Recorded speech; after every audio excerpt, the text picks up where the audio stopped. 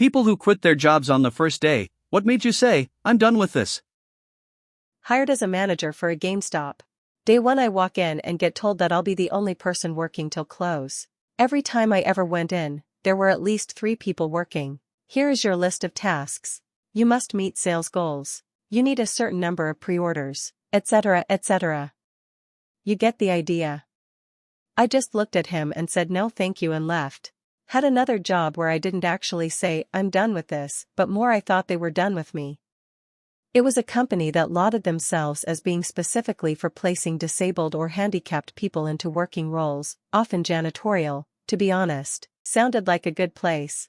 I got confused when I arrived and didn't realize that I was supposed to be in an auditorium and ended up walking in a few minutes late. I'm not a social person and generally prefer to sit quietly. The front rows were filled, so I sat a few rows back. As I'm watching their presentation of how wonderful their company was, red flag, a man a few rows up looked back at me and says, you can have my seat if you want. He was seated in the middle of a row, with someone on either side of him. Needless to say, I didn't like the idea of sitting next to a complete stranger, so I politely declined and said no thank you. I'm comfortable here. He immediately became visibly upset and raised his voice. People noticed. Then you can go home. I don't want you working for my company. Turned out he was the owner of the company and was upset that I refused his magnanimous offer of sitting with him and his friends. They called me 2 days later and asked why I haven't shown up for work.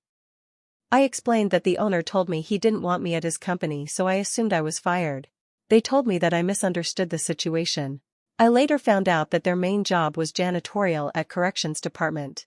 They would hire people with mental disabilities to work janitorial at local jails, near inmates. Kind of glad of that misunderstanding.